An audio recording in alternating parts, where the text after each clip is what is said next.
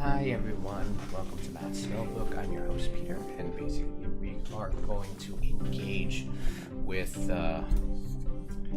some physics problems today. Hey Hans, hey Femvoxan, how are you guys doing? What's the best part of your Monday so far? Anyway, I did these two problems this morning, so I think we'll do another one over here.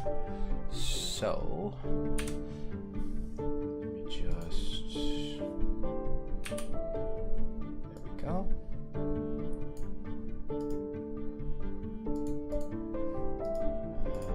And paste that below.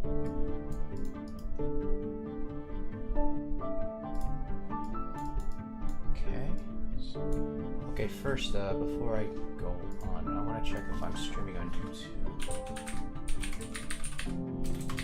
as well. Okay, we are streaming on YouTube, okay. I mean, I see it on the list and it says live, so I think we are good there. And if you guys are watching on YouTube live, welcome, welcome, welcome. Happy Monday. Anyway, let's get into this problem, shall we?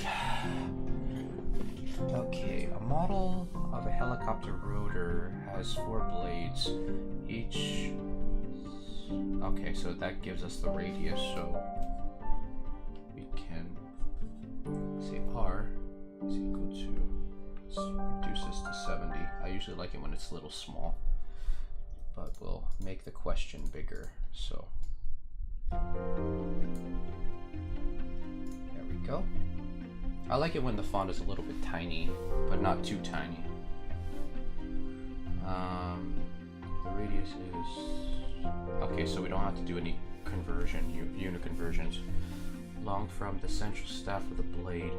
The model is rotated in a wind tunnel at... Oh, per minute. Oh, wow. So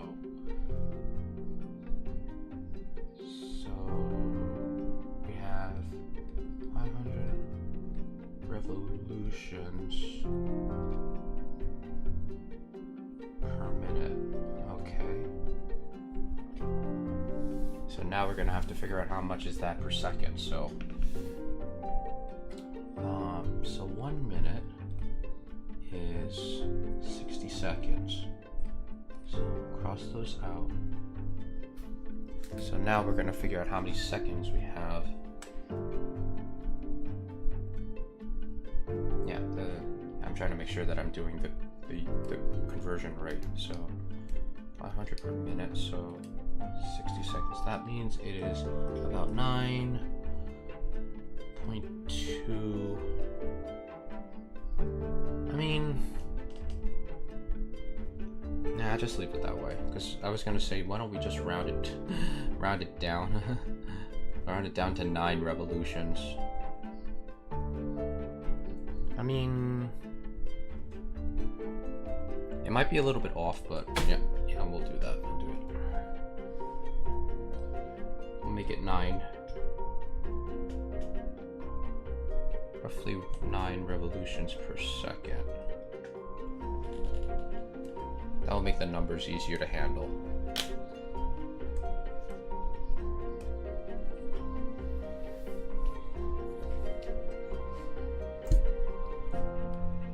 Hopefully you guys also can hear me and everything is fine on your guys' end.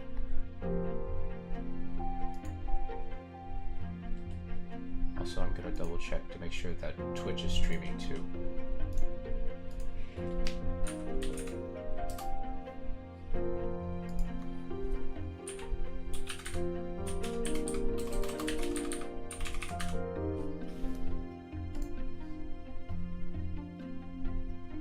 Okay, it looks like it's streaming. Okay, cool.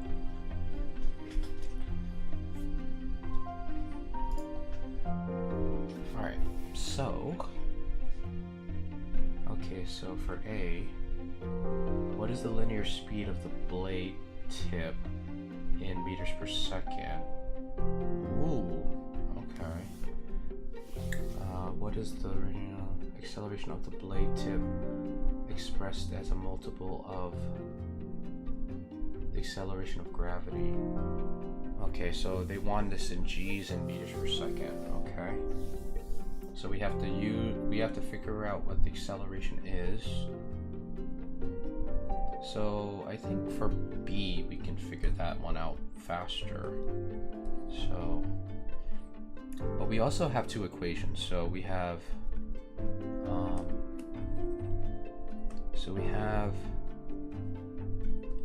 this equation.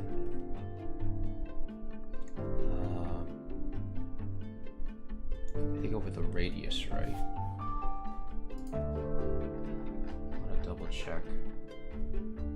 Yeah, over the radius.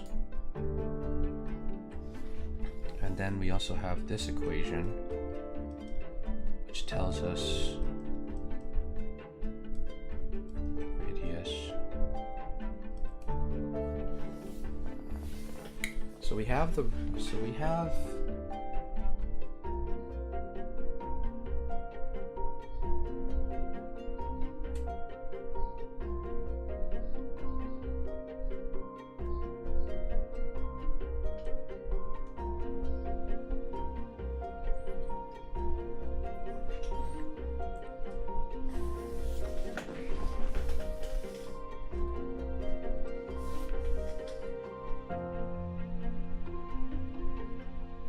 so that means t in this case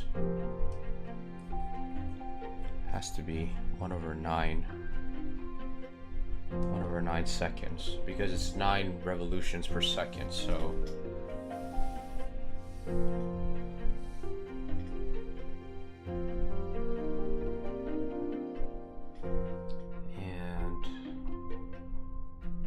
we got the radius. So the radius is now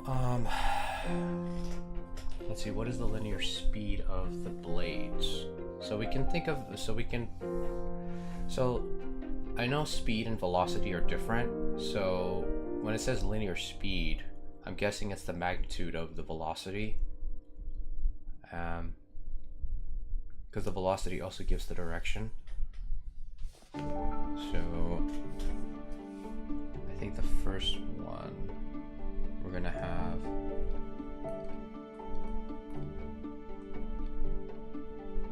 so let's erase this bottom part here. So we're gonna have to have v is equal to the square root of r times the acceleration.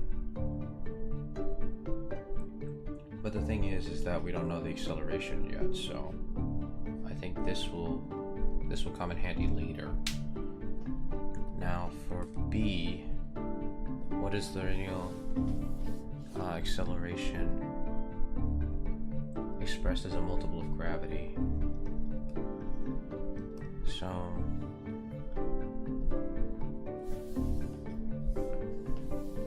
hi, Meet Your Finger. What's the best part of your day so far?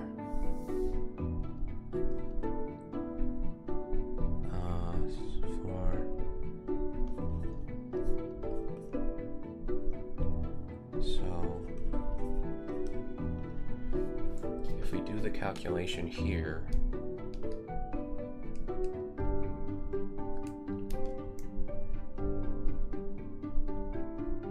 so we have a radius of 3.4 meters. Oh yeah, oops, I almost forgot this. I remember when I was doing the problems the first time in the morning, I almost forgot about this. Best part is sleep I got like 2 hours ago. Nice. It's always great to have some awesome sleep. So 1/9 squared. Wow, that's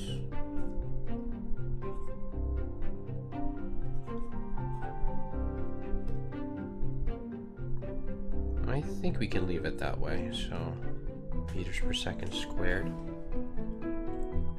Since we're just rounding up a little bit, so now divide that by g's. So the acceleration is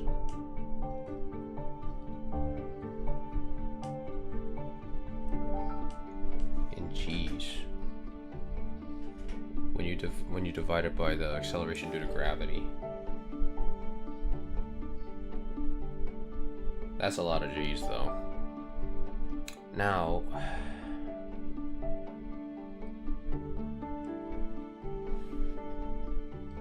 I think we have what we need for the other one. So we have the radius. So we have the square root of the radius, and then we have to put 10.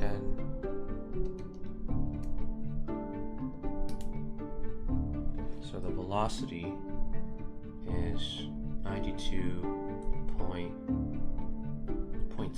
We'll put it 92.3. Now that's the velocity, but it says linear speed. Now, I mean, the blades are like... The blades are going in a circle, and obviously since they're going to a circle, they're going to both the y and x axis. So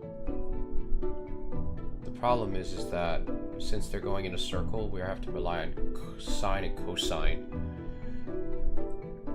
Now,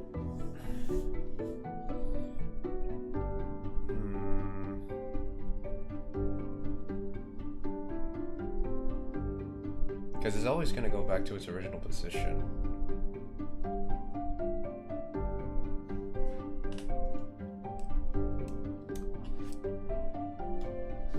Oh yeah, I almost forgot.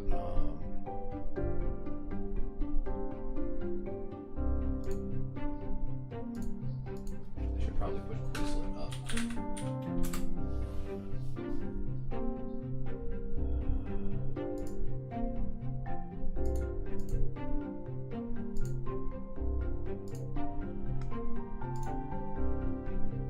Physics. Just drag this down here. Just pull this down here to... Here we go.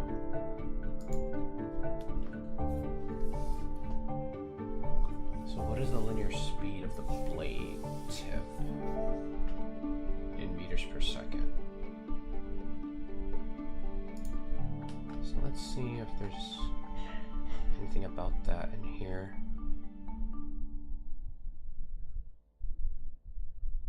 This projectile motion.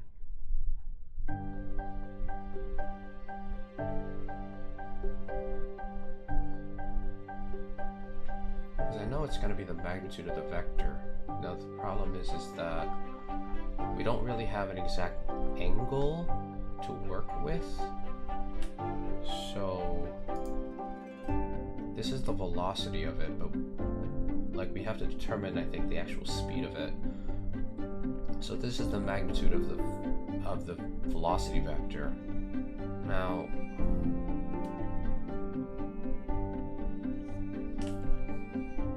I'm not sure how we should do this.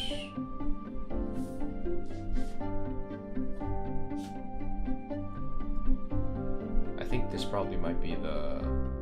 I mean, it might be easy, but at the same time, it's like making me like question, because it says linear speed, it doesn't say velocity, but it's primarily the same. I mean, units.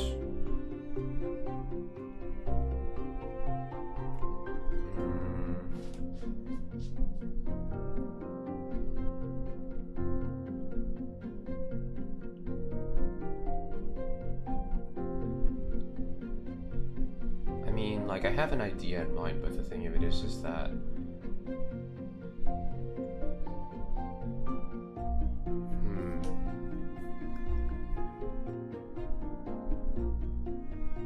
well, let me look at my answer for B for a second, because I mean, a helicopter is supposed to go very, very fast, right? So the propeller is like, so I'm trying to question my numbers here, because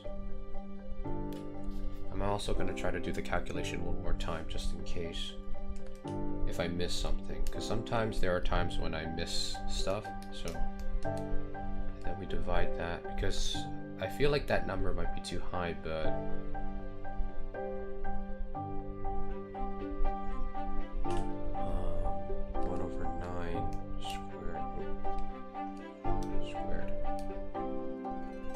still comes out to that same answer. Okay. I think it's because like with meters per second, I'm trying to take references because I know that 1 meter per second, at least speed,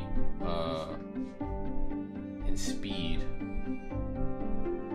like for velocity anyway, like that's like equivalent to like 2 miles per hour. Almost. Like, I'm not saying it's exactly, but it's almost like equivalent to it.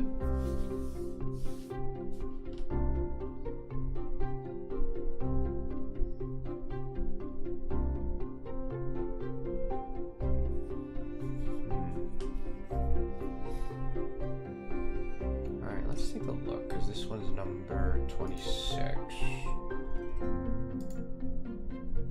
Number 26A.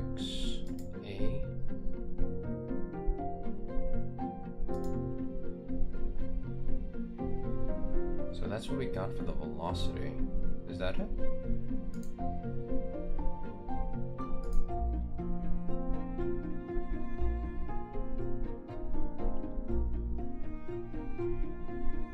Oh, they did it a different way.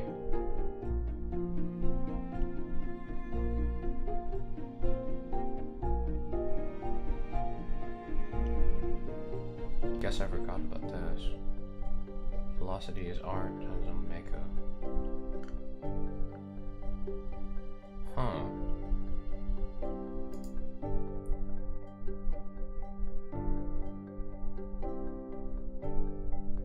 I guess I over relied on the equation, like the equations I was given.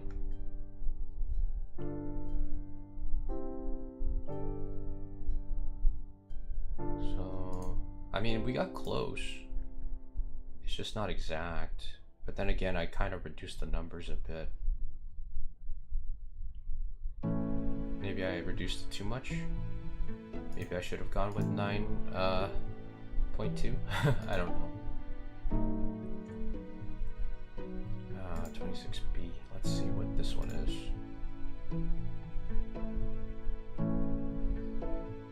1.15.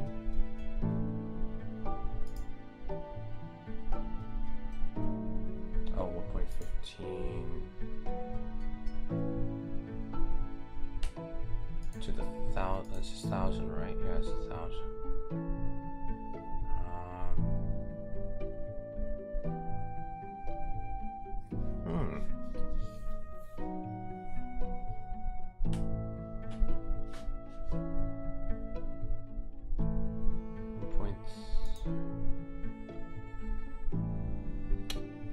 That's interesting. I mean, the way they did it seems simpler, but I'm like, huh. Is there a section I missed here? Because they did it a different way, which I'm surprised about. Because I guess it's because I'm so used to like the book telling you the steps you should be doing, but I'm like, what? Huh. I do have the solutions here. This is chapter 3, right? So let's open this up. Number 26.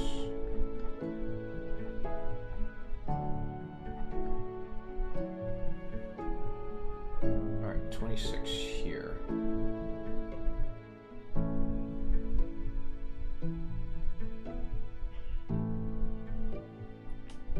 Well, I guess you don't reduce it. I guess you don't reduce it because I probably reduced it too much. I probably should have just reduced it to like 9.1-ish somewhere. Let's see. I mean, this is the way we did it. It's just that we just picked the wrong numbers. But I think that should be okay. At least we got the technique right. It's just that we put the wrong numbers in. So I guess note to self, when you're reducing numbers, don't reduce it to the closest digit. I mean, too far to the closest digit, because I think we got like 9.2 or something. So I guess that's something we can learn. It's just basically just don't fiddle with the numbers too much. I guess like if a calculation gives you a certain number, just like stick with it. It probably might be the closest thing you'll get. So we got the technique right. It's just that we got the numbers wrong. So that's something to keep in mind.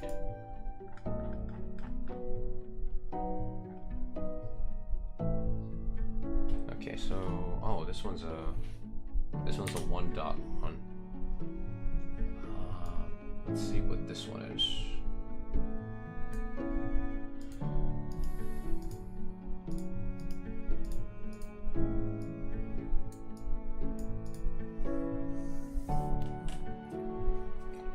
Alright, a pilot blackout in a power dive.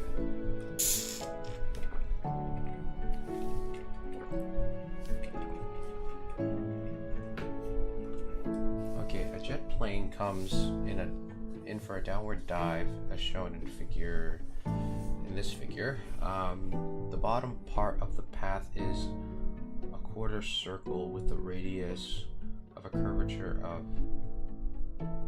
3. Okay, so it's radius of curvature. So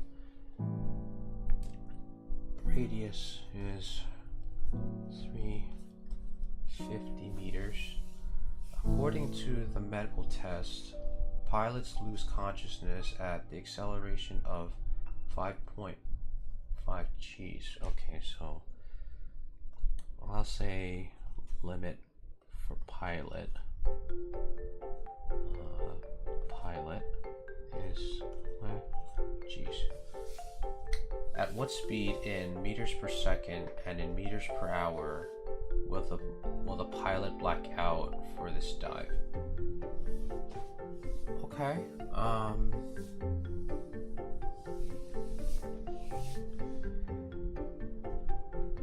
So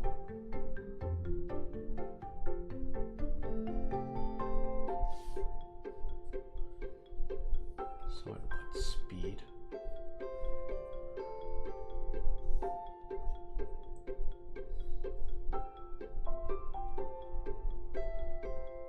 Okay, so alright, so I guess we're gonna stick with this formula, which means we're gonna have to do this. And I think I think our limit is going to be the acceleration here. So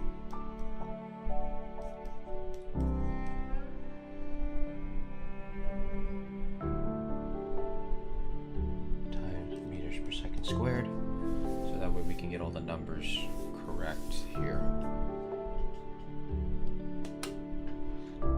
So we got the radius. Now we just got to get the velocity. The square root of the radius of 350 times 5.5 times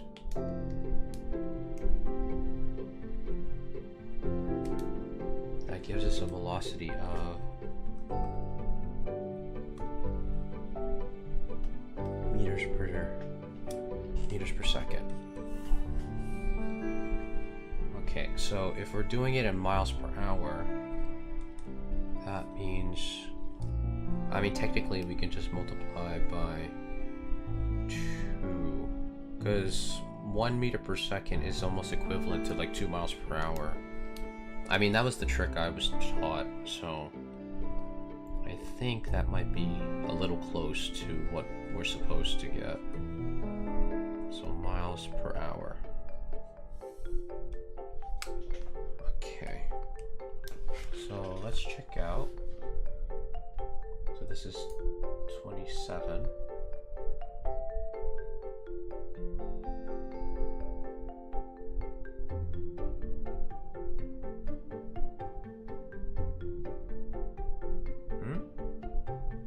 Oh, that's 1 mile per hour. So they got 310. 310 miles per hour.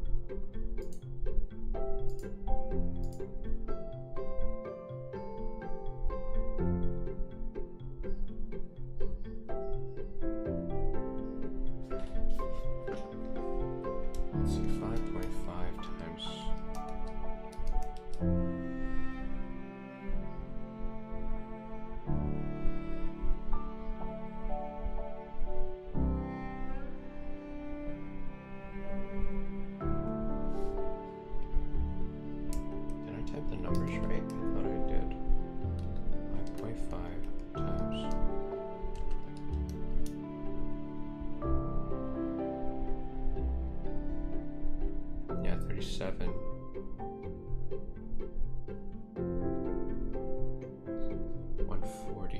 I mean, it's off by like 3. I'm wondering why.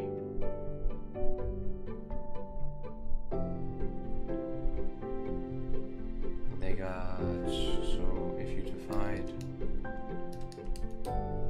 it's like 2, yeah, 2, 1 point. Interesting. I wonder why my numbers are off. I mean, they're just off by like maybe like 3 meters per second, but I'm like, this one is just like way off. I'm like, what did I do wrong? Just to get the velocity, we have to do this, which is what we did, and I think they showed it here. Yeah, so they showed it like this, so it's exactly what we did. I think the conversion, it might be the conversion? Weird. I mean, we did this right. I wonder, unless they just rounded it up. But I don't know how they got like 310. I mean, we did kind of estimate that, so. Yeah, because when you divide 310 out of 140, it's like 2.2 something. So I guess I was like just doing it from like based on the way I was taught.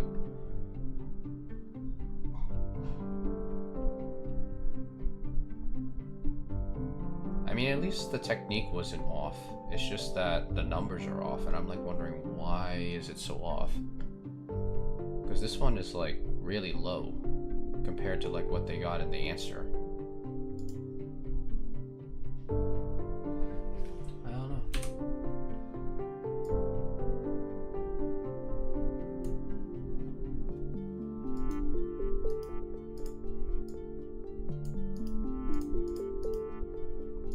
Got this. Let's load up like this. Oh, nice. We got a solar system type question. Oh, this one's gonna be fun. Okay, the radius of the Earth's orbit around the sun is, wow. And we definitely gotta convert that, so assume it's circular, yeah, because it's not actually circular because it's an ellipse. I think we got a 1 kilometer is equal to 1,000 meters.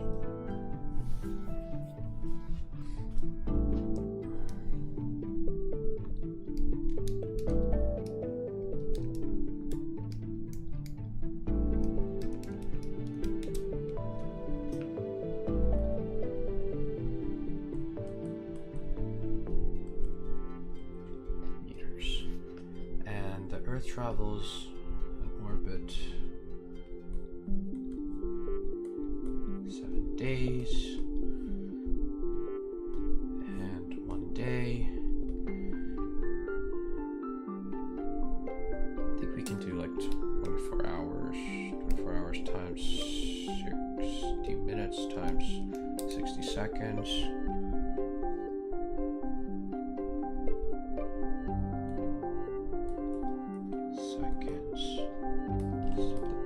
Go out, and then we multiply that by 365.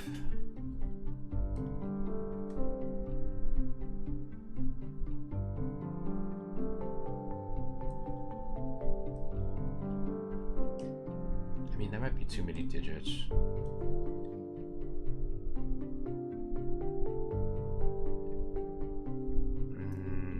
No, I'm gonna leave it the way it is.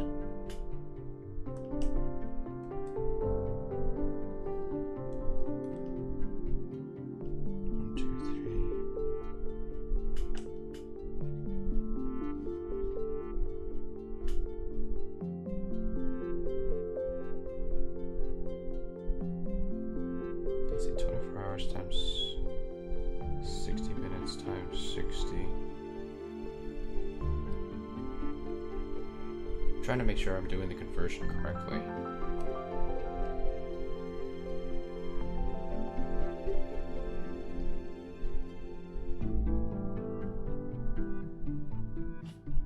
If not, then we'll just we'll do it the old-fashioned way, because now I'm being uncertain about myself.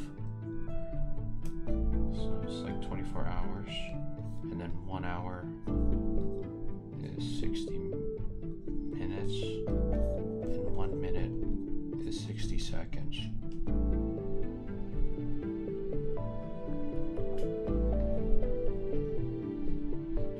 So these cross out, this cross out. Then 365 times 24 times 3, times 60 times 60. Yeah, it's about the same. Okay, cool. I wasn't mistaken in my calculations.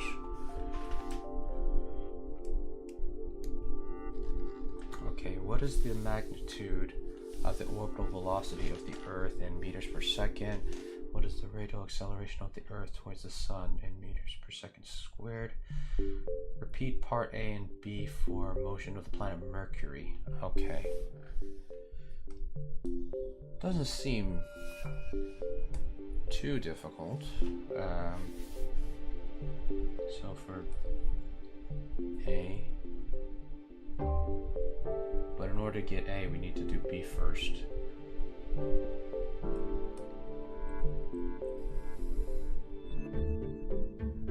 So in this case, we have equal to 4 pi squared radius, and then the period.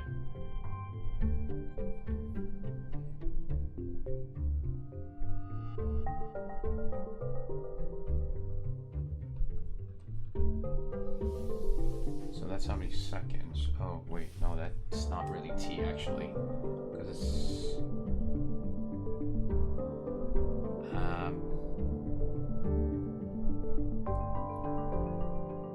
because technically t would be,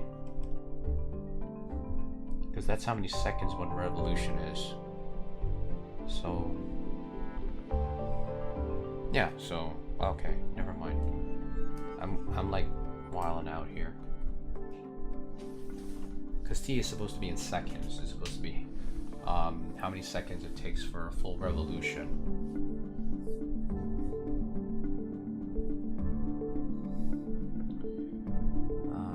So with this one,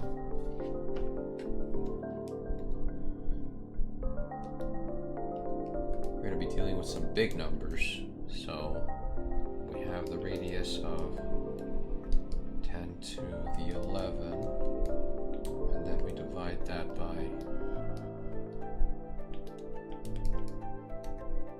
squared, which gives us 0.06 meters per second squared. Alright, what is the magnitude of the orbital velocity? So in this case, the velocity is equal to the radius times, which, if we multiply this by the radius times 10 to the 11th, and then take this, then take the square root of this, that comes out to be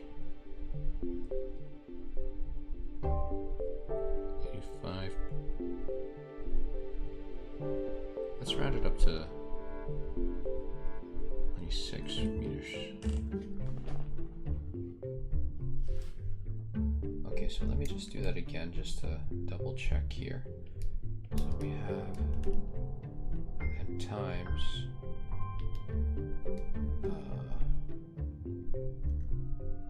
the radius, which is 1.5 times 10 to the 11th meters.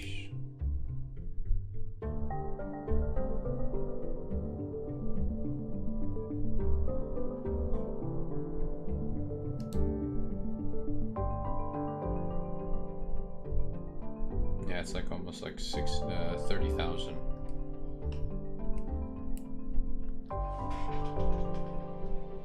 Because I used the exact answer here because it was like 0.0055 something, but I ran it up to like 6. Okay, so now we'll do C, which is, okay, so we have a radius orbit of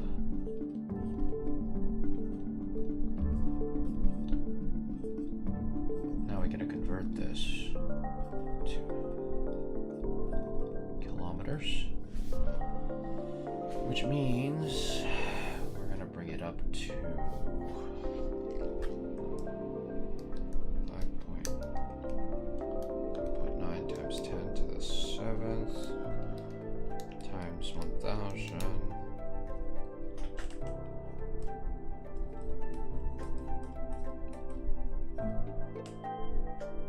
to the 10 meters, and then we have an orbital period of 88 days, so it's like 88.0 days times 1 day is equal to 24 hours, and then 1 hour is equal to 60 minutes, and then 1 minute 60 seconds.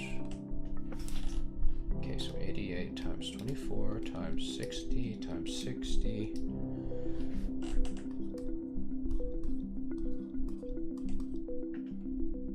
seconds. Okay. Now we gotta do everything the same way. So first we're gonna get the acceleration, or pi squared. Okay, leaving us with 4 times pi squared times 5.79 times 10 to the 10th power. Divide that by 7603200 squared. That leaves us with an acceleration of 40 per second squared. Actually, we should box these.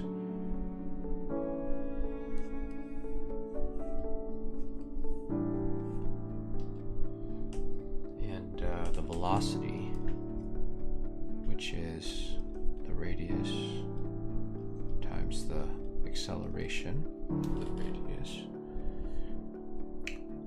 So the radius 5.9 times 10 to the 10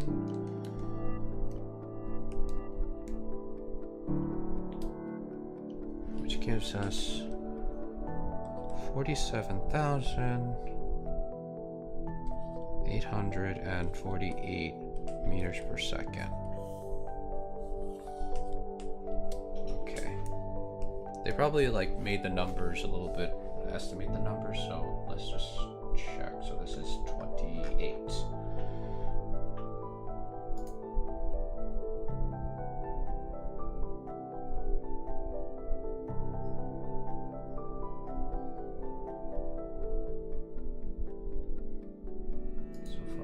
We got,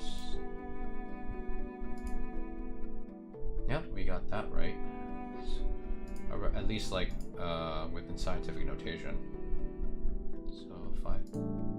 So for B's 5 point, like minus the 10th, right?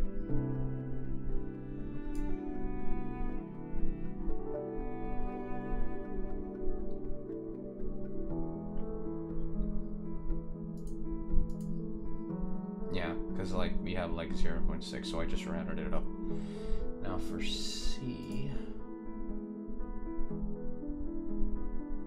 to the 4, yeah, so that is what we got, yeah, and the acceleration is 3 point, and then we rounded up to 4, so minus the 2, yeah, yep, okay. Okay, we got those. So our calculations weren't way off, but at least we did the correct steps. Okay, so how many do we have? So we have 1, 2, 3. I think we should continue on because we have like 3 more problems. And I think once we get that, we can get into relative velocity. I did this one and this one, so we can continue on with like these. And I think that will be pretty good because we're actually getting through these problems pretty quick. Oh, no, not that problem.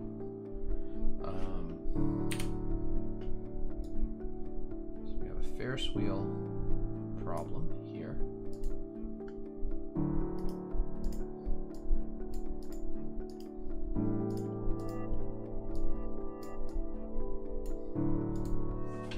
Okay, Ferris wheel.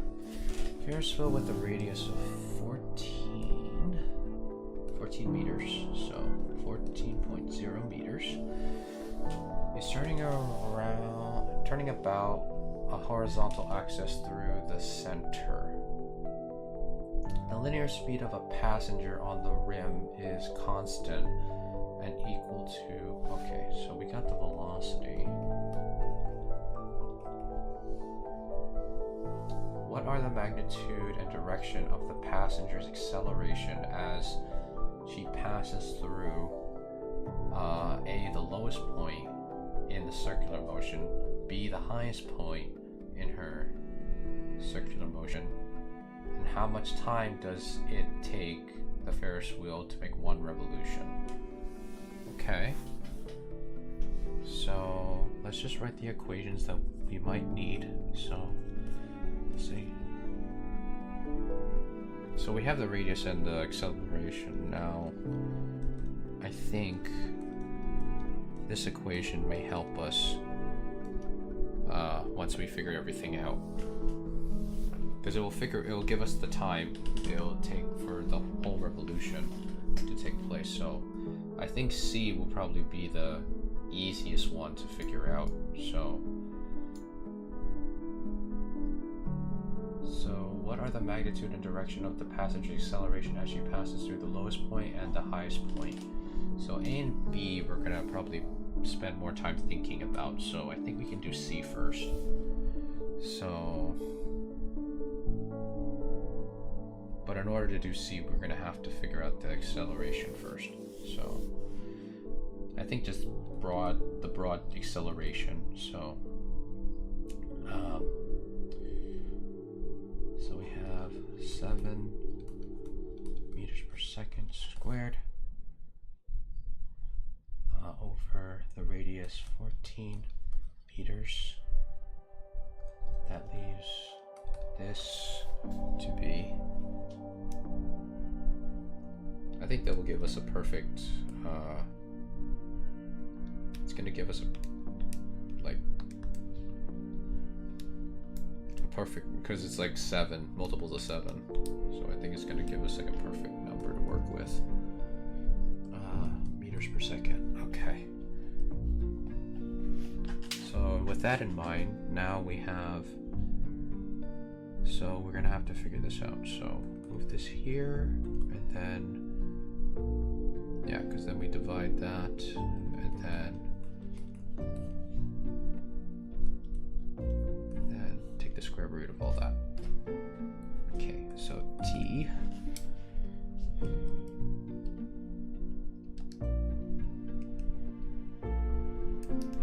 squared, and the radius 14 meters.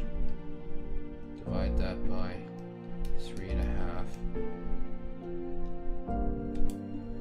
That gives us 12.6 seconds for 1 revolution.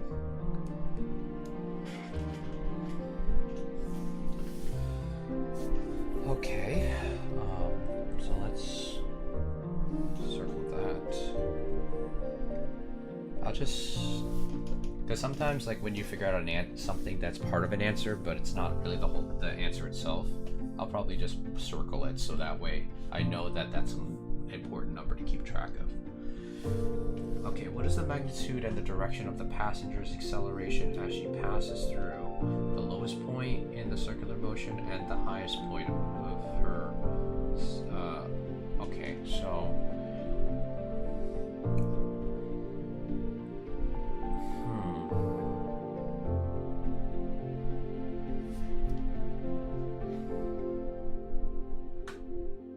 So, if we think about this logically,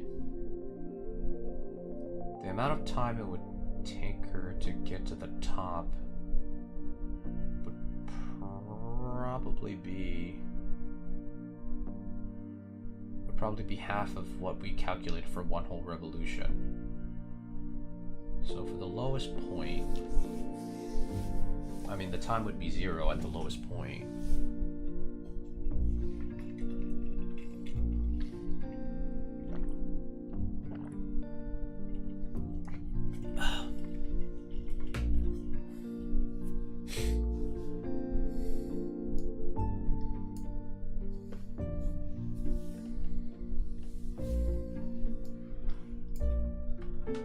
Okay, so for A, I think A is supposed to be the lowest point, right? Yeah, the lowest point.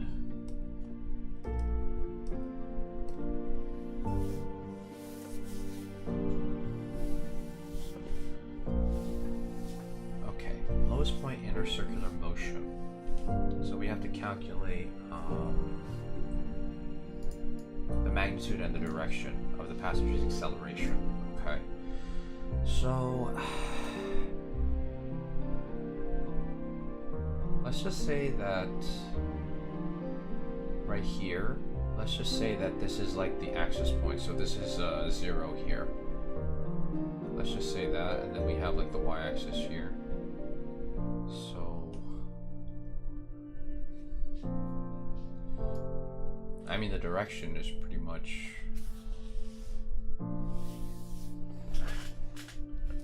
because we got 14 meters below.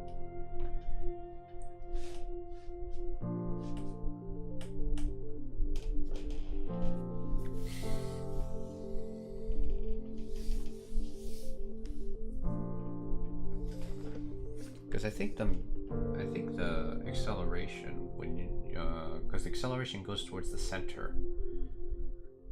It's just that the velocity is changing direction when it's like bringing the person up. Because you usually see like arrows like right here to indicate indicate movement on the Ferris wheel. Because the acceleration is going to go towards the center, whilst the velocity is going to point this way as it goes up and up and up like that. So, I mean, technically at the lowest point,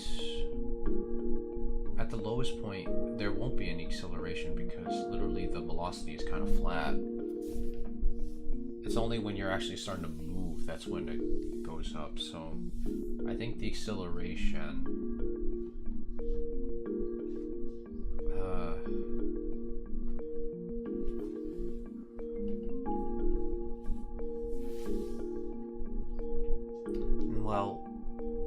well the velocity is flat, so I mean it's just gonna go straight. So, but then also we have the acceleration pointed towards the center.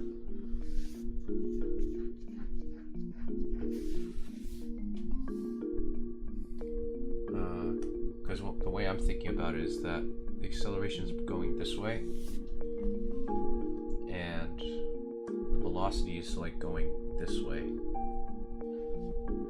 And I think that's how it's going to be for like both scenarios. Because like up here, the acceleration is going to point this way, and the velocity is going to point this way. Probably put velocity here and acceleration here. So so that we know which arrow is which.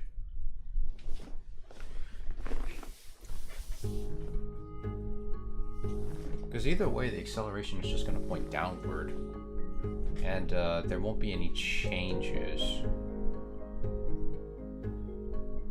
Because the velocity is constant. I mean, like the value, the magnitude is constant. It's just that the direction is changing. So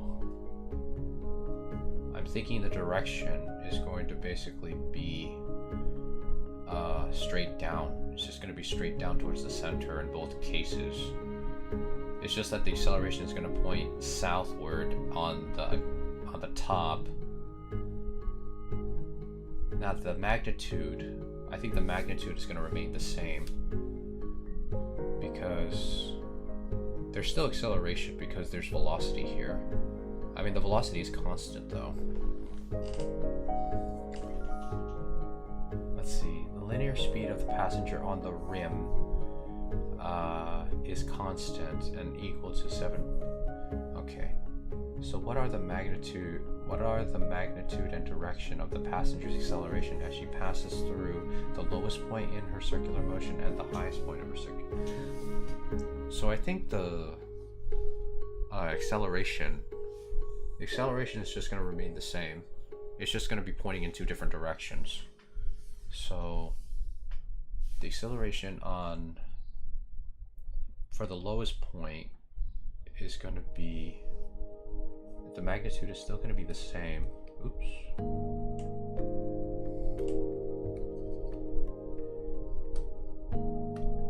So it's going to be 3.5 meters per second squared in the north direction. And for the highest point, it's going to be second in the south direction.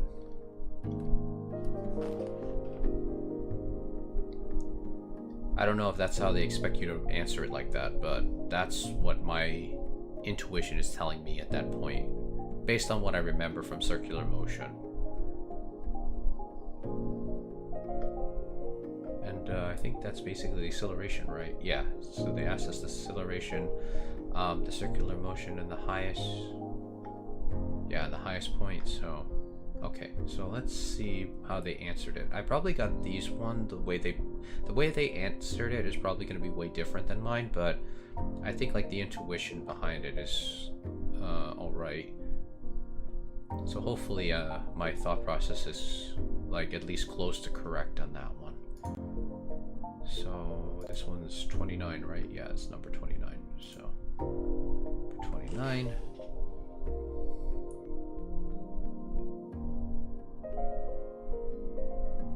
so A, upward, the same magnitude but the direction is towards the center, so it's downward. Yep, okay, so it's the same thought process. Cool.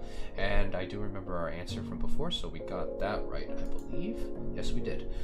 Cool. Okay, so I'm starting to get there's one dot, but I had to think about that for a bit. So even though it may seem quote unquote easy, I had to still think about it. So that's something to keep in mind. So now we got a 2-dot problem for this one. So let's see what this one is. And plus, when you learn physics, I think like it's easier to understand the math better, because then you have something physical to deal with.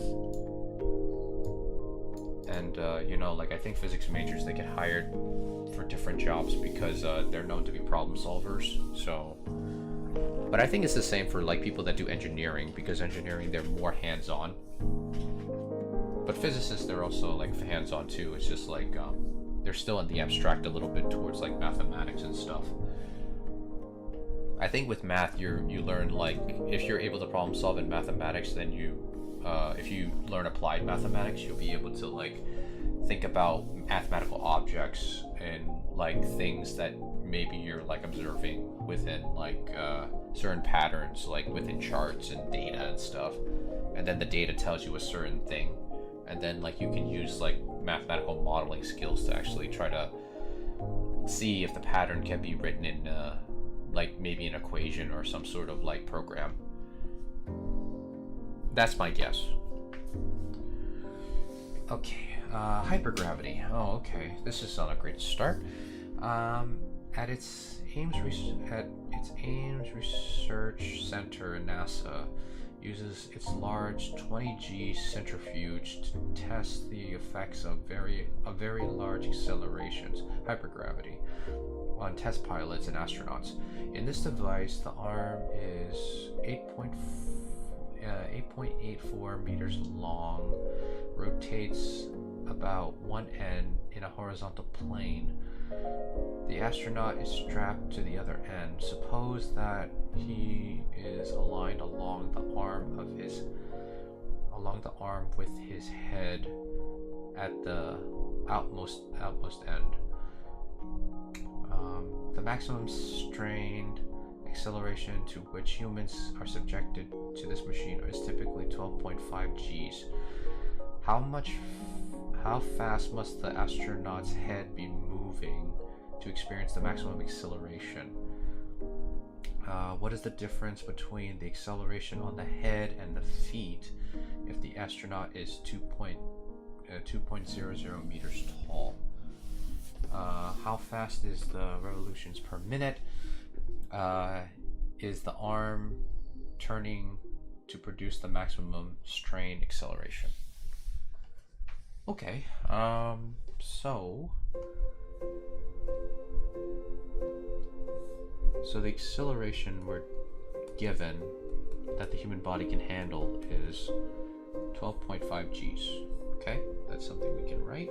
And then the radius of the arm is 8.4 meters long. Suppose that he's aligned along the arm with his head at the outmost end. Okay. The maximum strain. Okay. How fast? Okay. How fast must the astronaut's head be moving to experience this maximum acceleration? Okay. All right. So how fast? So that means we're gonna have to do velocity, radius, acceleration, rad. Okay.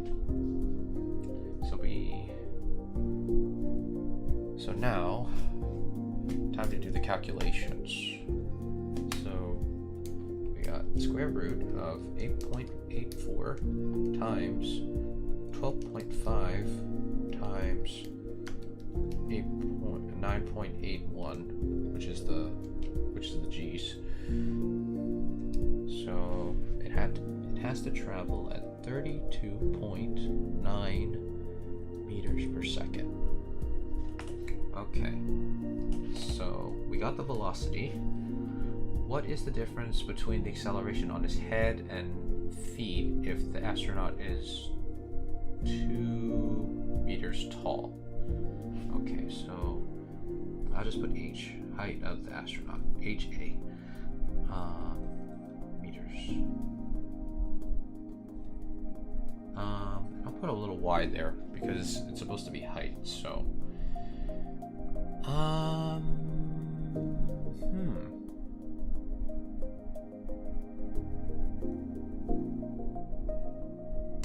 So the way I think of it is that, let's say he's right here, and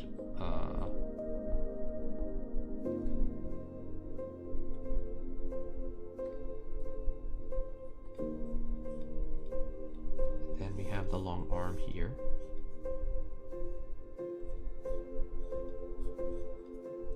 That's what I'm imagining. I know it's a crude drawing, but let's just work with it.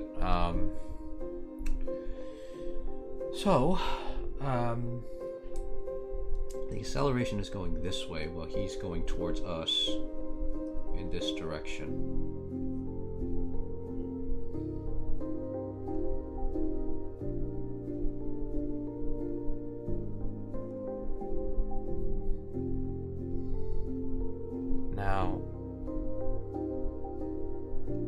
So, what is the difference between the acceleration of his head and his feet?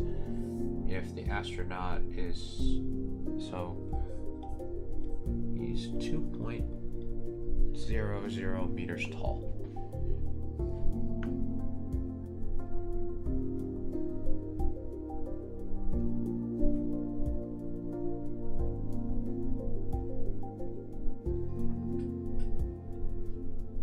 So, like, make it a little bit... Oops.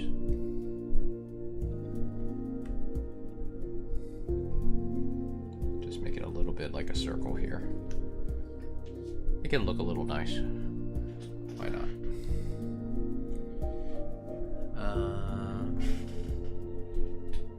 Okay, now...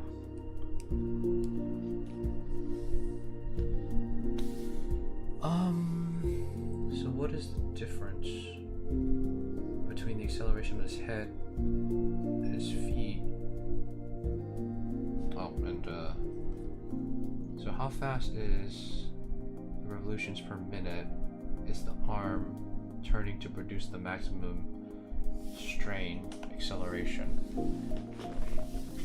So now I think we can do C, because C might be a little bit easier for us to handle. So first we'll put this away right now. We'll just like erase it for now. So let's do C. So we have 4 times pi squared and t squared. Now we have to figure out what t squared is. And then we're going to have to convert it to revolutions per minute. So, because it's going to be in seconds. So, and then over. So we got 4. So it's the square root of 4 times pi squared times the radius 8.84 meters. Divide that by the acceleration, which is 12.5 times 9.8 G's, which gives us 1 second and 69 seconds. Okay, so now we got to convert that to meters, to minutes. So, which basically is like 60 seconds equals 1 minute. So divide that by 60, and then we're left with 0.208 minutes.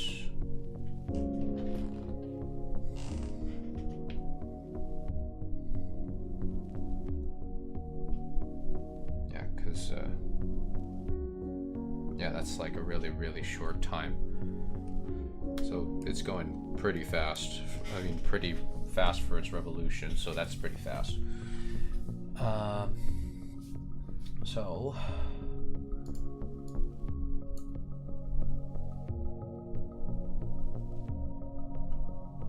okay, so what is the difference of acceleration from his head to and his feet if the astronaut is 2 meters tall?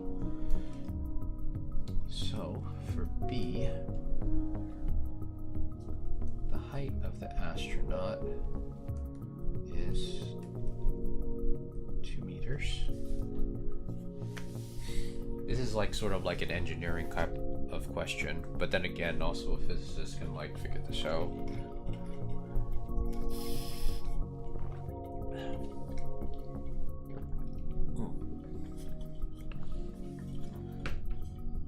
Because I think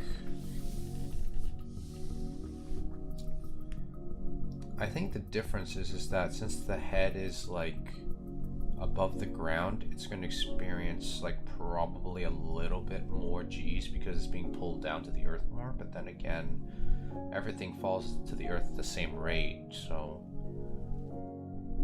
I feel like there might not be that much difference because...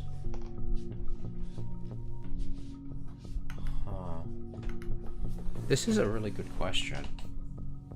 Because...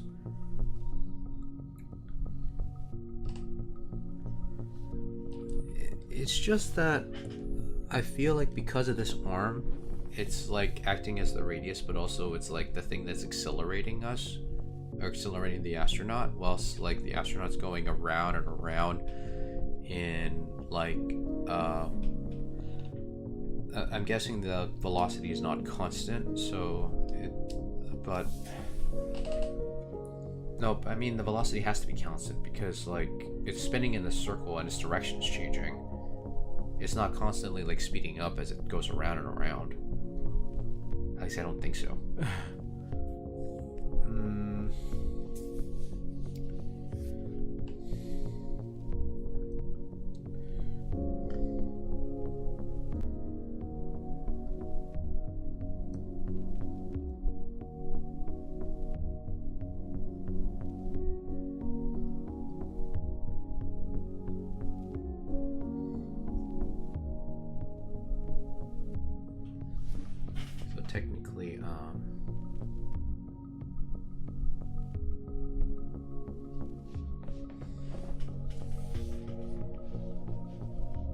Technically, it would, for this, it would have to be 1 revolution per minutes. So 1 revolution. I just want to make sure that that is vibrantly clear. And gotta do that too.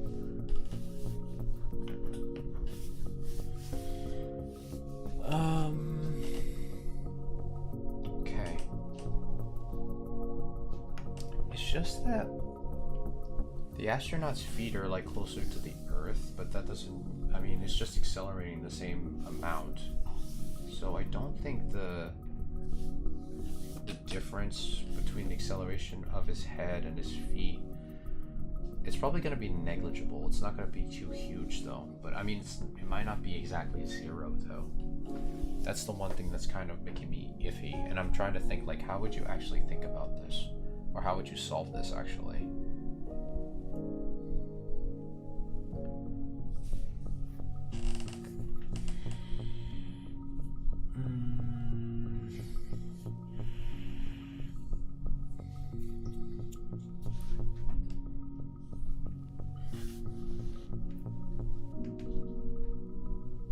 Because I feel like because it's accelerating, it's like the velocity is constant throughout the whole entire spin. I don't think the acceleration towards the head and the feet are going to be that negligible.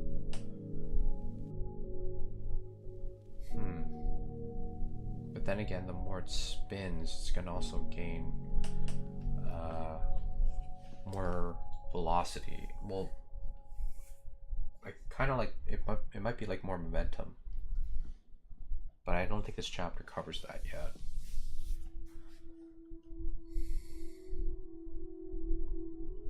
Because like, what am I missing for this second part here? The difference in the acceleration between the head and the body.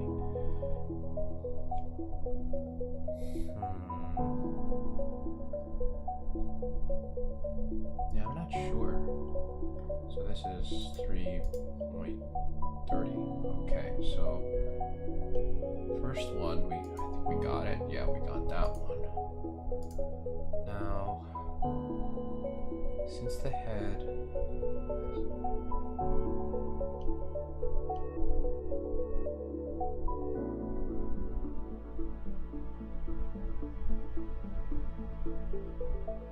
yeah, we got that.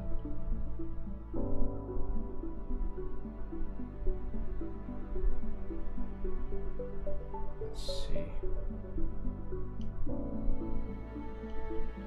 Then his feet have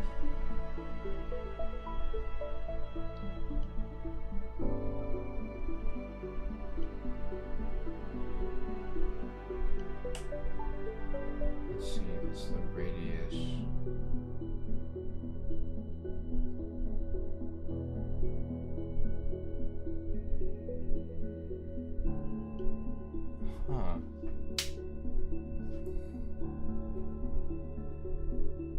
let's see, since the head has... Oh, this is from the head. Okay. Okay, so we have this. It's just that we have to calculate this part.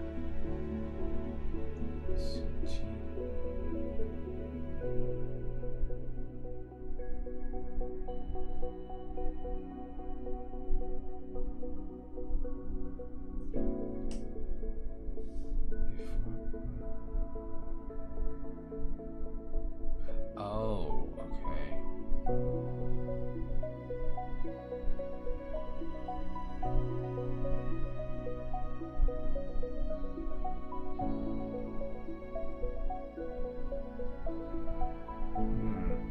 Maybe I'm not envisioning the centrifuge that well.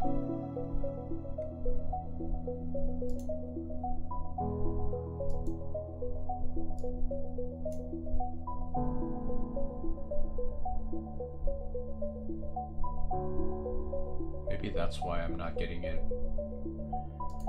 Because I know he's 2 meters tall, and I'm guessing they use the 2 meters minus this. Because I'm guessing this is just the distance from the head to the center.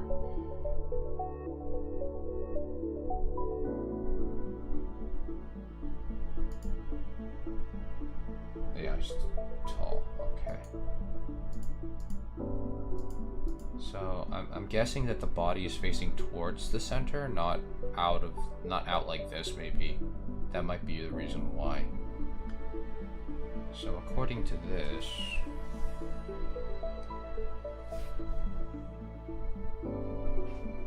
so we would have to take minus, and that gives us 6.84 meters. Now, maybe I have to reread the question and see. Let's see, in this device, the arm is long, rotates one end in the horizontal plane.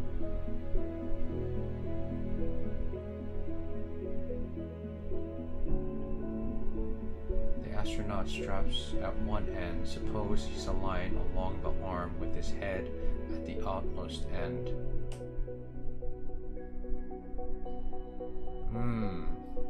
Maybe he's supposed to be lying down, like he's supposed to be like lying down, like right here, instead of this direction. Because I was thinking that, like, I remember in cartoons they would have like them sit in this like little thing and then like just spin it around. But maybe it's like them supposed to be sitting down, like kind of like lying down but sitting in a chair. Maybe that's the thing that it's supposed to. So I got the imagery probably wrong. And I think that's what's causing me to be confused. So, according to this, we would have to get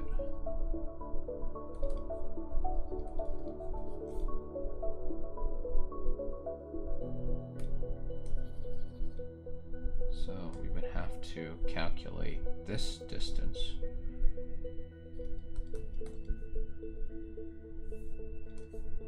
We'll call this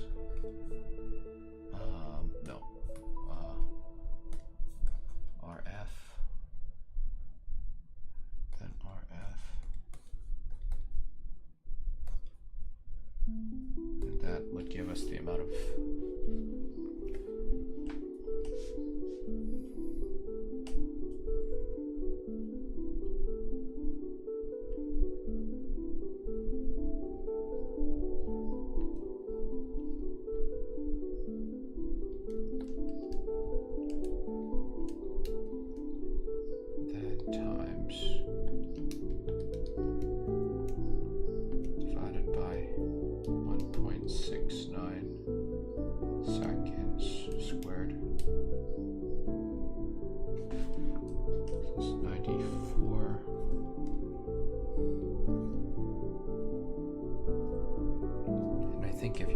that by,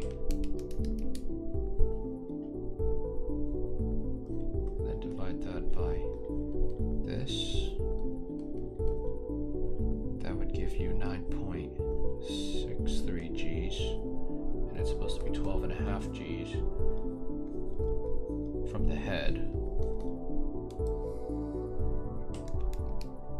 you with a distance. So there is a difference between the head and the feet. So it's this. Okay. Okay, so that's something I have to keep in mind. So I'm guessing, because like this imagery was kind of wrong, so I think the way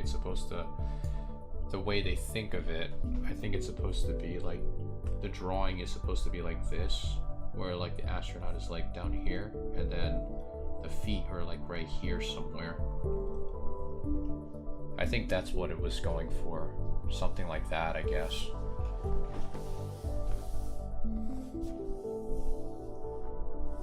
Because that makes sense, because like I'm like, how are you supposed to measure that?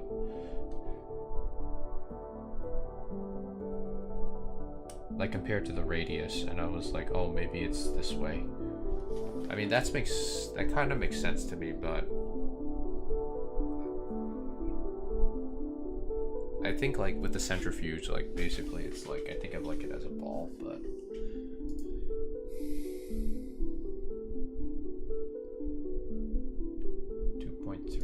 and we have 2.387, 2.83, yeah. So it's like pretty close.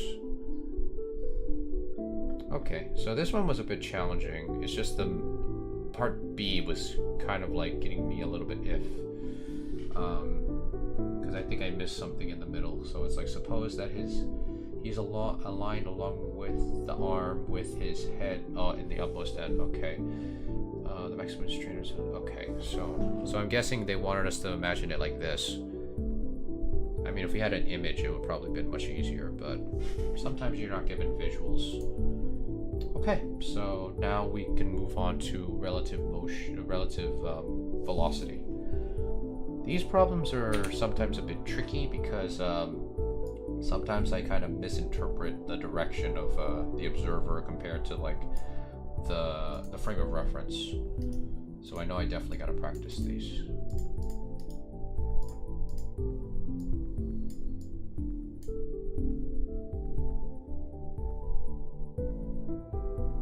Let's see, a canoe has a velocity of relative to the Earth.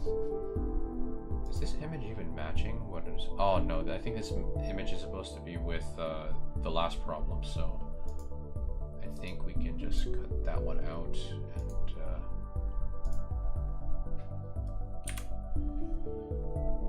so do this. And I don't think there is an image for this one, so we'll cut that out and then do it like this.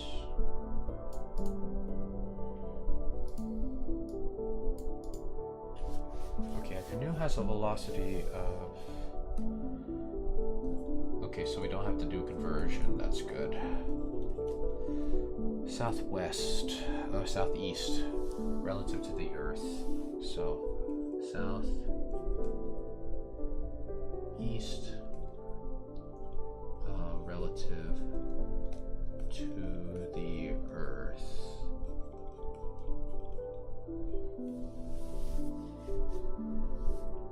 So like around here, something like that. The canoe is on the river flowing that flows. Okay, so this is the canoe relative to the Earth. So canoe to the Earth. This is the river relative to the Earth. This is east relative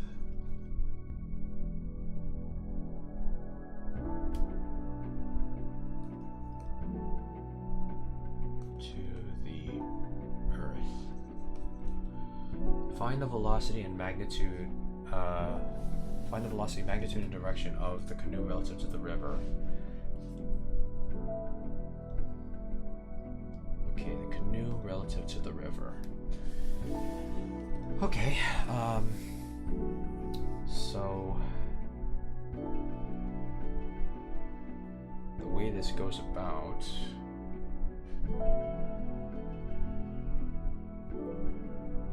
I think the equation would probably be structured like this, where you have canoe relative to the Earth is the canoe relative to the river plus the river relative to the Earth. So now we have to rearrange this equation so it's like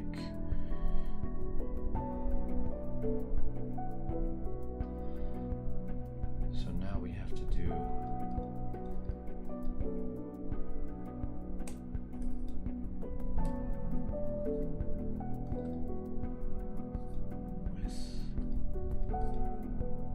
minus.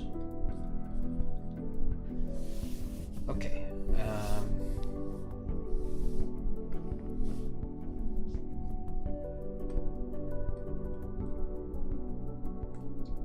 So the canoe is traveling at a velocity of southeast relative to the Earth. I'm guessing it's probably like 45 degrees. 40 point. The velocity of the canoe relative to the Earth. And then we have the canoe, the river flowing in east. River relative to the Earth.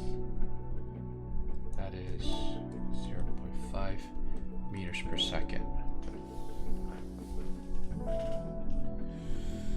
Okay, now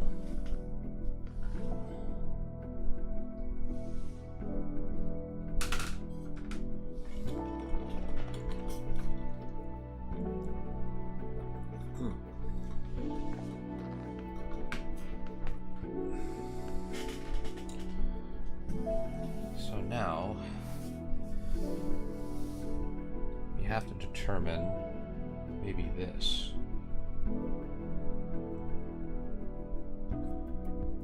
Because it seems like it makes a perfect triangle. We just don't have the angles.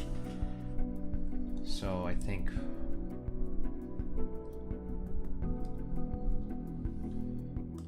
we'll do theta. I know like in physics they mix up theta and I think phi a lot, so we'll just stick with theta. We'll be like more math heavy. So we have, so this one would probably be the hypotenuse and this one would be, so we have cosine, so arc cosine. Oh, actually I don't need that one there. It's pretty obvious what we're doing. So this is the hypotenuse, this is the adjacent, so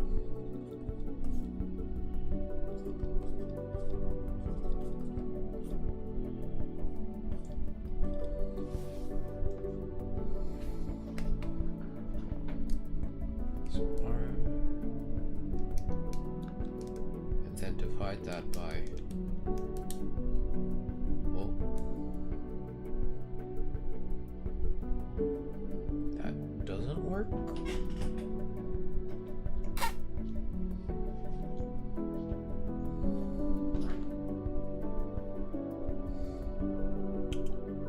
Maybe I have to put a minus sign.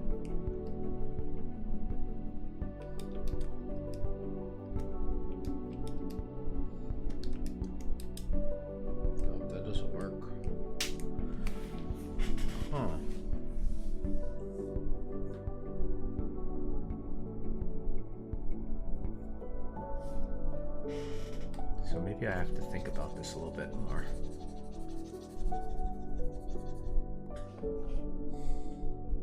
Because it says the canoe has a velocity of,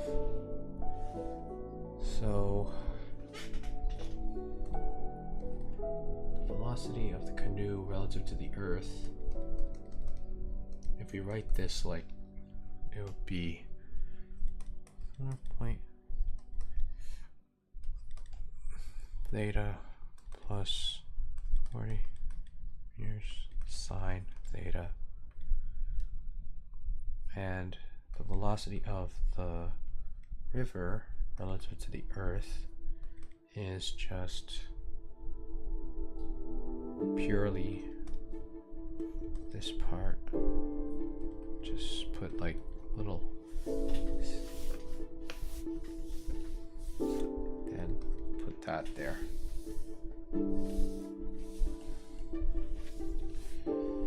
Now we can get the magnitude. So if the magnitude is basically this combination, so canoe relative to the Earth minus the river relative to the Earth, that's like 0.1 meters per second to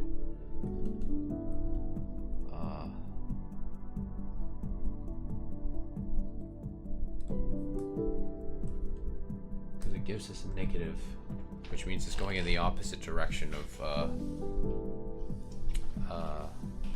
the river in some way. Now we have to figure out the direction.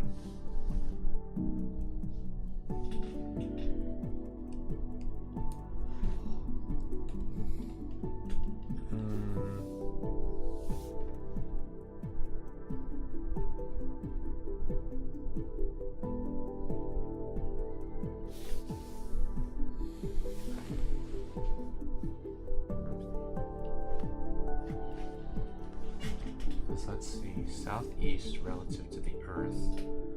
The canoe is on the river that is flowing 0.50 meters per 0.50 meters per second east relative to the Earth. Find the velocity of the canoe relative to the river. So far we got so the magnitude is this. Now, but the problem is that I don't think it's that simple actually, because the canoe is going southeast, it's going this way. The one issue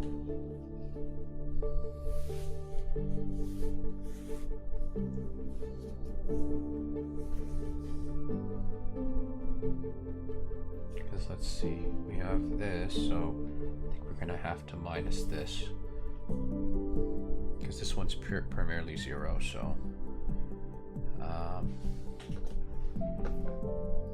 so this one is going to be negative 1.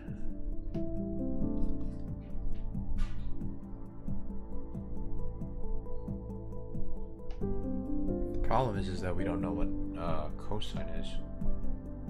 I mean, we don't know what theta is, and I'm trying to see.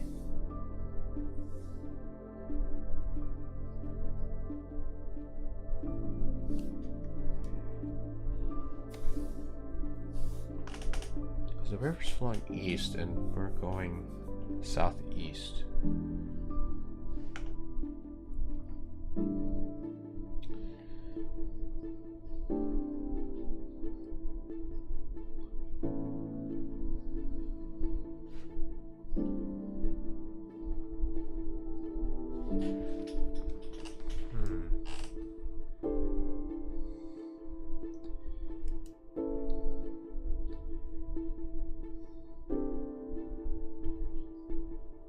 Is it in degree mode? Yeah, it's in degree mode.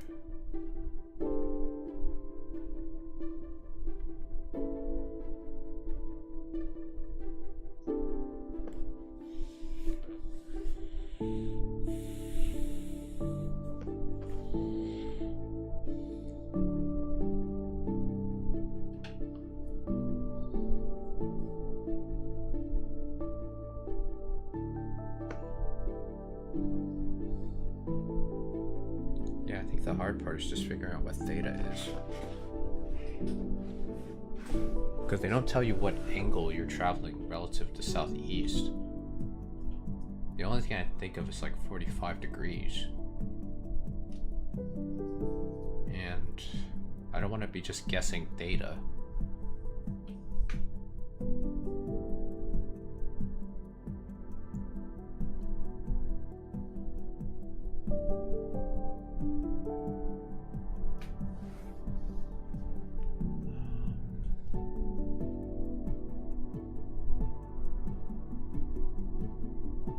Because when I do the calculation,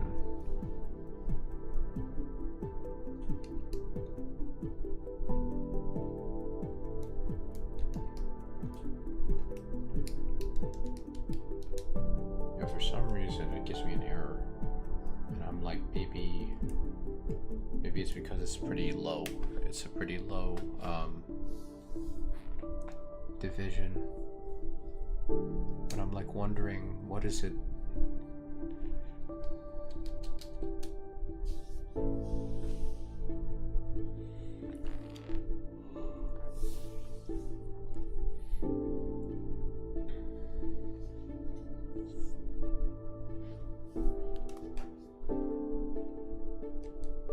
So if you do times 45 degrees, then minus that by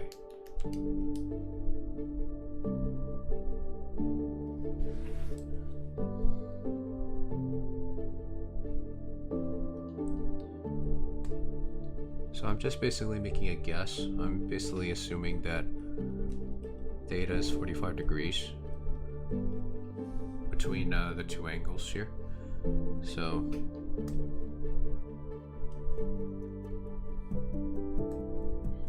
then we got 2.2, then plus 0.28 J, and then taking the magnitude of both of them.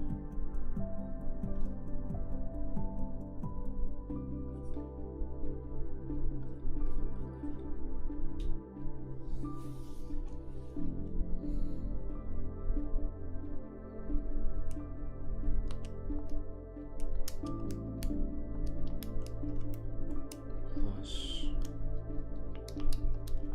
0.28. Oops.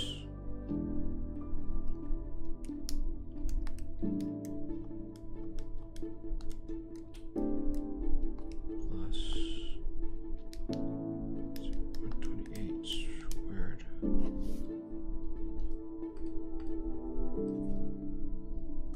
That is a magnitude of 0.3. Now, the angle, let's go tangent.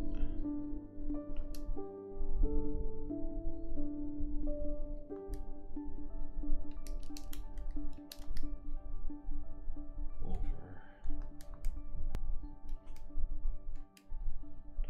negative and plus 180. So theta in this case.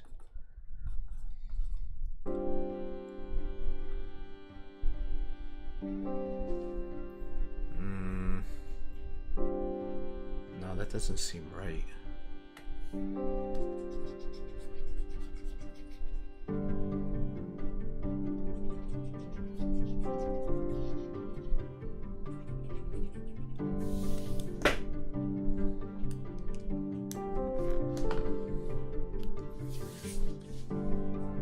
Okay.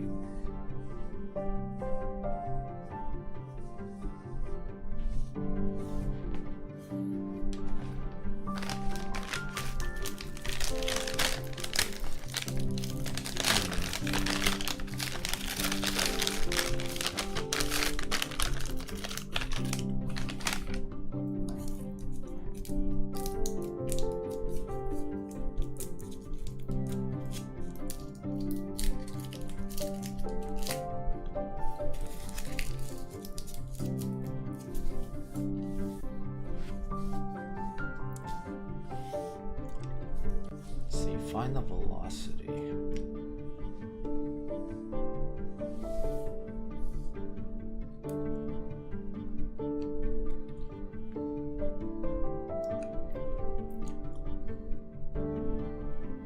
Yeah, it's just that this angle right here. Unless I'm thinking of it the wrong way, where it's like maybe this is pointing this, maybe this is over here.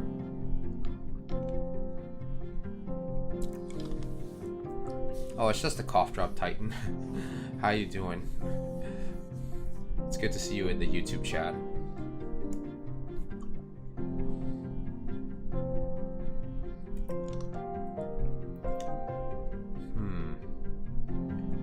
The canoe has the velocity of 0.40 meters southeast relative to the Earth. We drew that, right? And the canoe is on a river that is flowing east relative to the Earth, which is here. Do we have to draw it differently? Like, do we have to do it like this? Where it's like the flow of the river is this way? And then the canoe is like this way?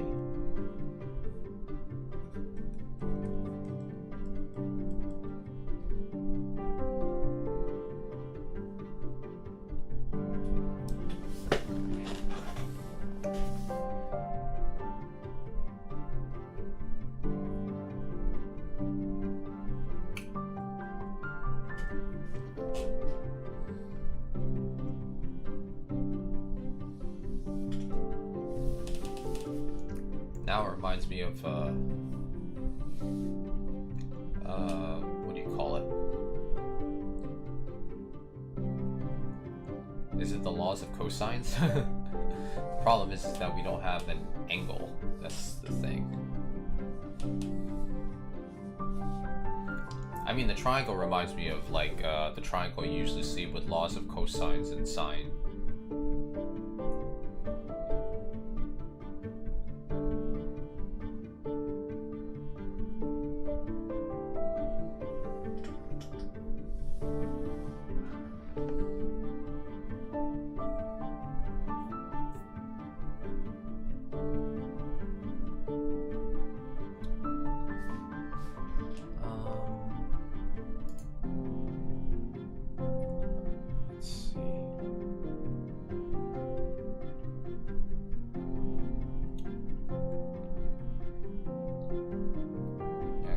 This part.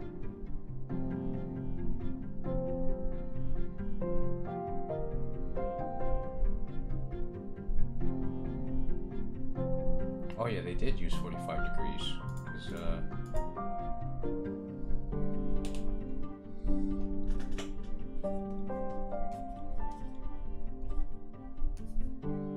So that means what I was doing was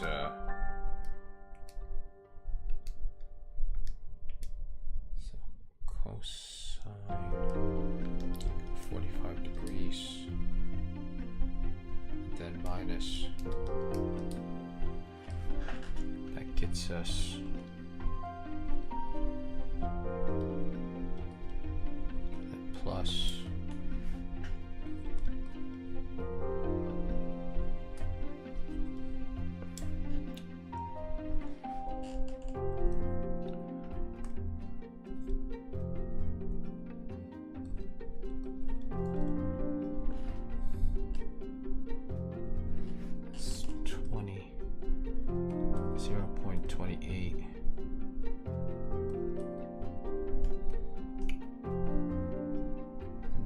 magnitude of this.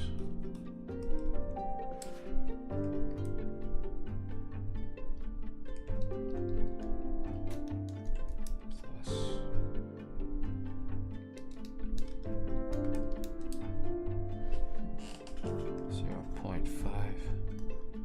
0.35 meters per second. Okay, so now we gotta figure out the direction.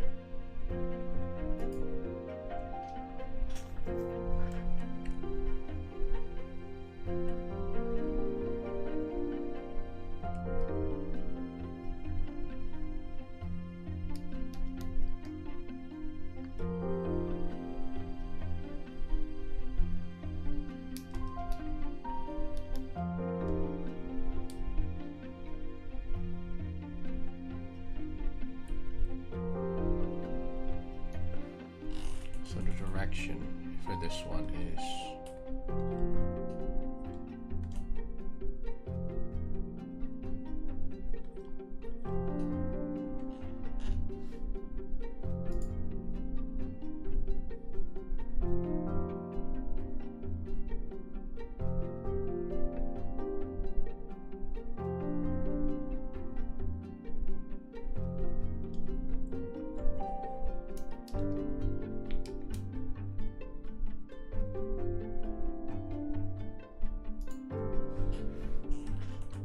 plus 180.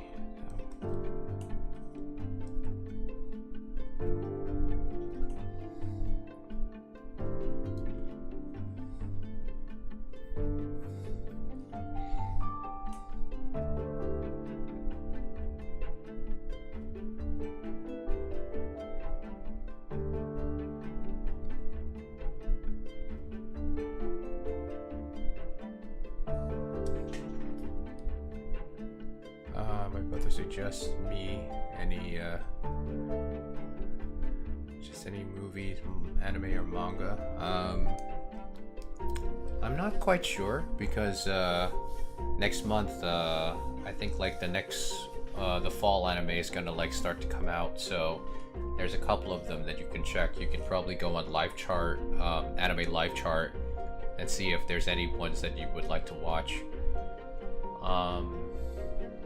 Movies I'm not too sure about because I haven't kept up with like what is like any good films to watch. Okay, so this one we kind of like, we were kind of a bit iffy about it because we were missing one piece, but I think I was on the right track. I just didn't go with my gut because I was like, oh wait, I probably should figure out what the angle is between these two. And it turns out it was the angle I was thinking about, so. Alright, I think we can do one more problem, and then we'll probably end stream. But we were doing like pretty decent today. We actually got through some problems, and I think we got through like at least like, how many did we went through? Through like 1, 2, 3, 4, 5, 6. So we went through 6 problems, so that's not bad. Let's see, 2 piers, A and B, are located on the river. B is 1,500 meters.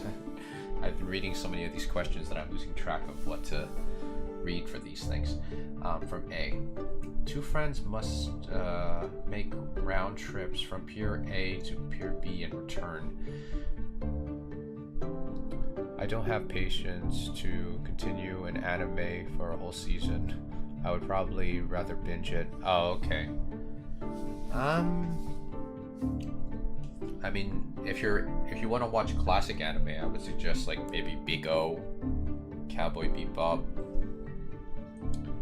I'm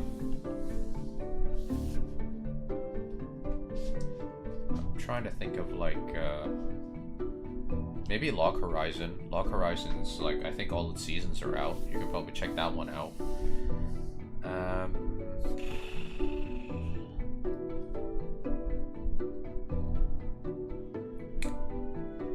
Trying to think of like what anime is like pretty good to watch.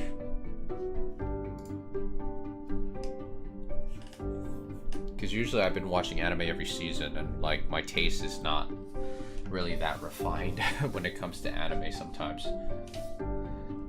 Let's see, 1 rows a boat at a constant speed of relative to the water. Okay, so we have a speed where the boat is relative to the river.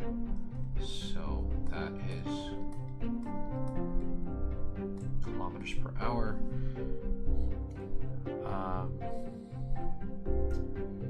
The other walks along the shore at a constant speed.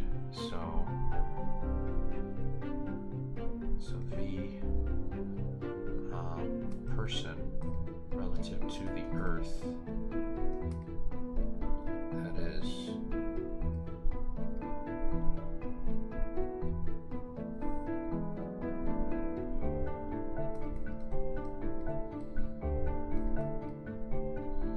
and the velocity of the river.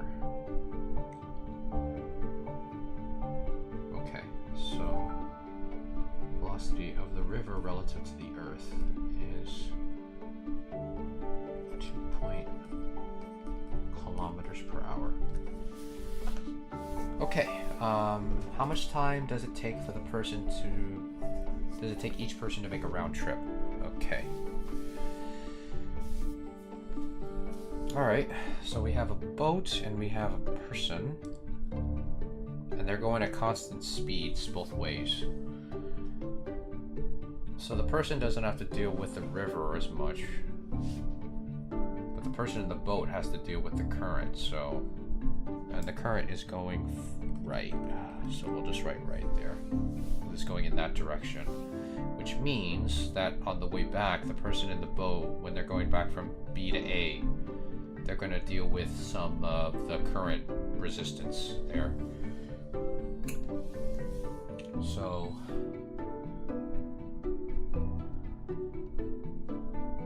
And I'm guessing they both start at the same time, so... the other walks at a constant speed. So they're both going at the same speed. It's just that this person is in the river, so when they're going towards B, they're going to get there a little bit faster because they have a lot more push.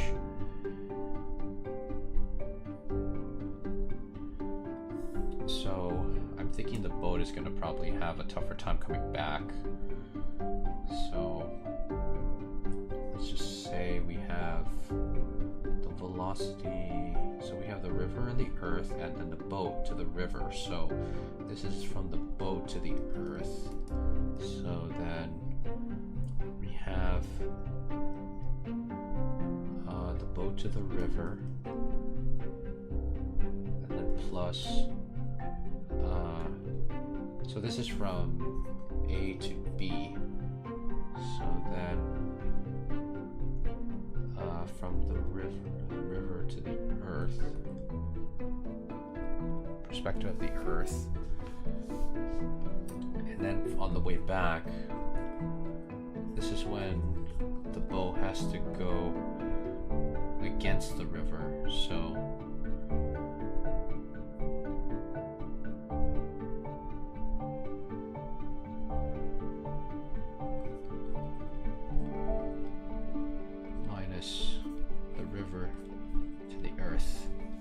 because it's going against it. So that's the speed of the round trip. So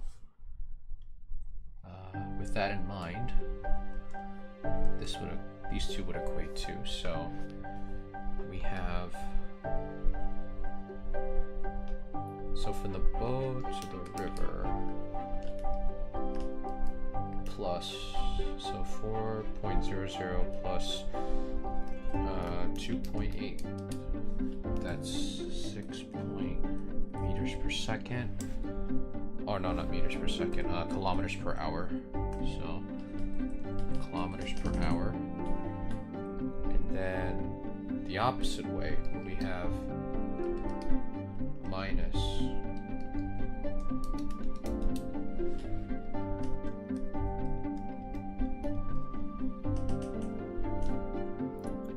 so for the person, I think they're just going to be able to like do it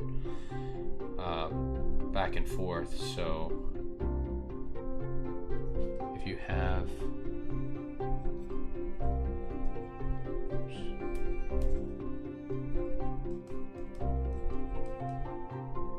meters, so we have this equal to the velocity times time.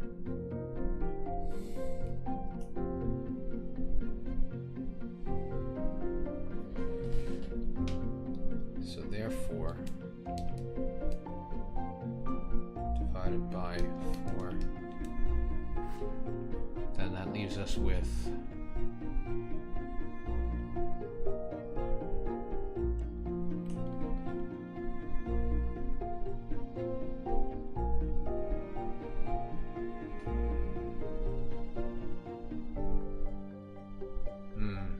should convert it.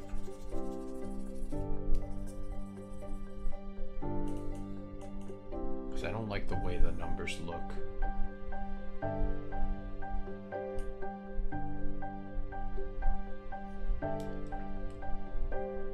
Yeah, because this one's in meters, so we're gonna have to calculate it in meters. Or kilometers, actually, so we can probably convert it. So 1 kilometer is equal to 1,000 meters.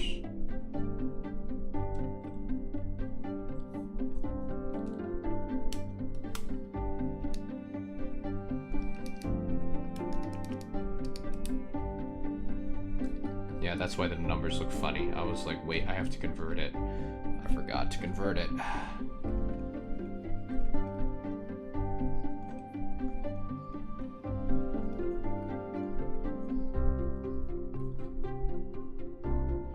So divide that by 4. So there we go. Of an hour. So now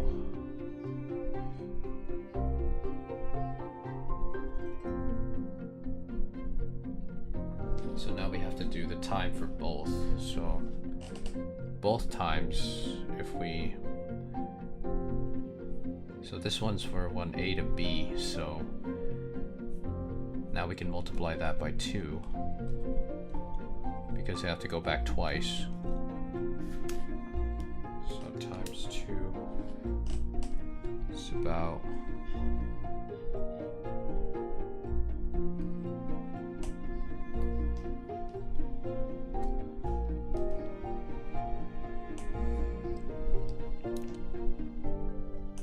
like 3/4 of an hour. So that's for our runner. Now for the other one.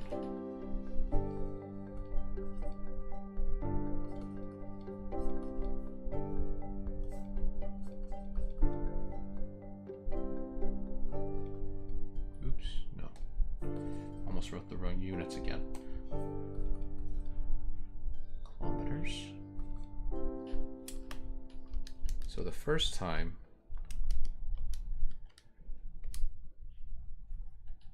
got 0, 2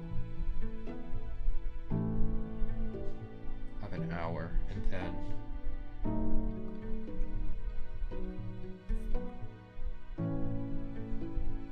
going back.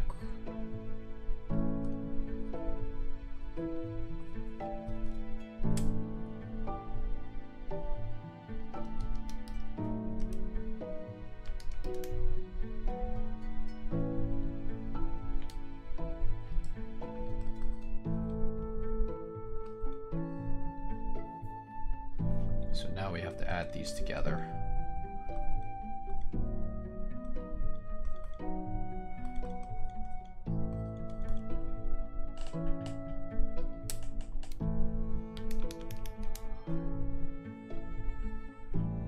So we got an hour.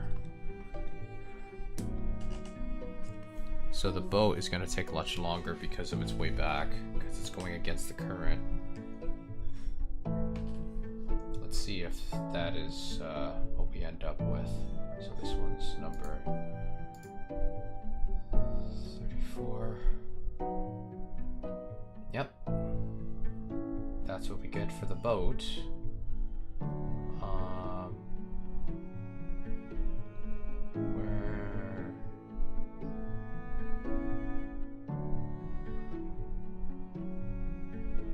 Let's see. Okay, here we go.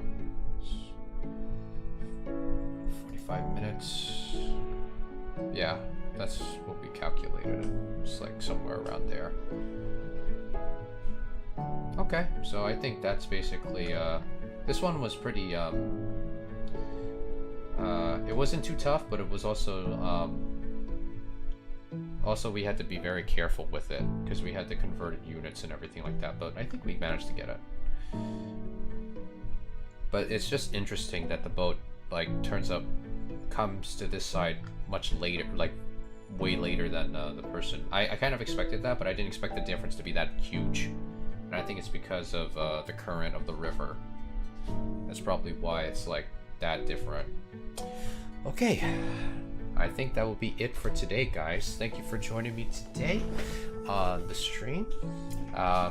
You know, if you like math, physics, or just need a study stream to keep yourself occupied while you're studying or just doing any projects on your computer, you know, like if you're watching this on YouTube live, drop me a subscribe, in addition to like leave a comment down below and hit the like button.